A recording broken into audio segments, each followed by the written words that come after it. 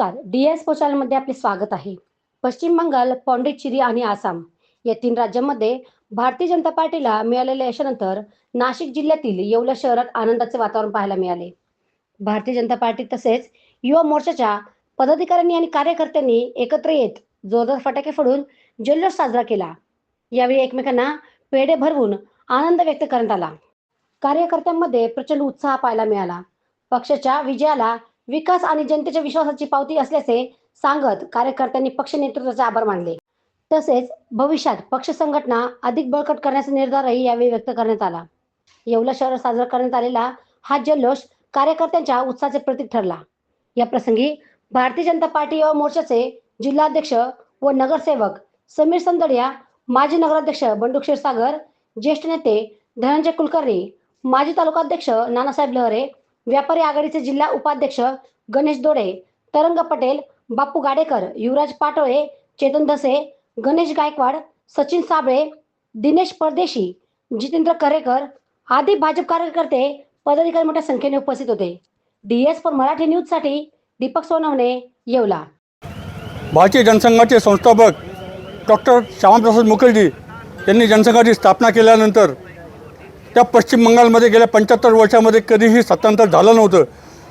परंतु नरेंद्रजी मोदी आणि अमित शहा यांच्या चाणक्य नीतीने आणि योगी आणि हेमंत विश्व शर्मा या दोघांनी जो प्रचंड झंझावाती प्रचार केला, त्याला पश्चिम बंगालमधल्या मतदारांनी साथ देऊन पश्चिम बंगालमध्ये पहिल्यांदाच भारतीय जनता पार्टी ही तिथे सत्तेवर आलेली आहे आणि त्यामुळे डॉक्टर श्यामाप्रसाद मुखर्जी यांचं स्वप्न पूर्ण साकार झालेलं आहे.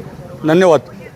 भारतीय जनता पार्टीचे पंतप्रधान आदरणीय नरेंद्र मोदी साहेब, गृहमंत्री अमित भाई शाह यांच्या नेतृत्वामध्ये 5 राज्याचं इलेक्शन झालं होतं. त्यामध्ये 3 राज्यात भारतीय जनता पार्टीची एक आधी सत्ता आली. आसाम असेल, पश्चिम बंगाल असेल, पौंडचेरी असेल. त्याबद्दल आम्ही आज भारतीय जनता पार्टी युवा मोर्चातर्फे येवला येथे आनंद उत्सव साजरा केला. आज देशातील 5 राज्यांमध्ये जे निकाल लागले त्यामध्ये महत्त्वाचं म्हणजे पश्चिम बंगाल. भारतीय जनता पार्टीच्या दृष्टीने पश्चिम बंगालची सत्ता आणणं गरजेचं होतं, कारण पश्चिम बंगालमध्ये आमच्या हिंदू माता भगिनींवर जो अन्याय होत होता, ममता बॅनर्जी यांनी जे लालून चालन करत होत्या आणि आमच्या ज्या माता भगिनींनी त्रास दिला, त्याचा बदला आज आमच्या माता भगिनींनी पूर्ण केलेला आहे. याचा आम्हाला खूप आनंद आहे. आणि आसाममध्ये सुद्धा आम्ही डिस्ट्रिक्शनमध्ये जागा मिळवत सत्ता प्राप्त केलेली आहे. आणि सर्वात महत्त्वाचे म्हणजे आता इथून पुढे पश्चिम बंगालचा विकास भारतीय जनता पार्टीचा व देशाचे लोकप्रिय पंतप्रधान नरेंद्रजी मोदी यांच्या नेतृत्वाखाली होणार. आज 3 राज्यांमध्ये जी भाजपची सत्ता आलेली आहे त्याबद्दल आम्ही इथं जल्लोष साजरी केला.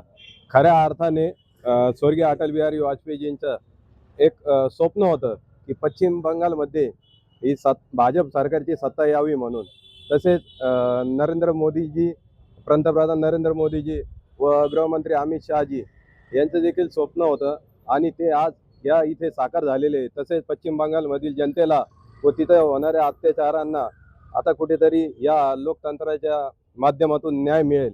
आणि मी या अनुषंगाने अटल बिहारी वाजपेयीजींचे, स्वर्गीय अटल बिहारी वाजपेयीजींचं एक भाकीत इथे सांगू इच्छितो का अंधेरा घटेगा सूरज निकलेगा और अंधेरा घटेगा सूरज निकलेगा और कमल खिलेगा.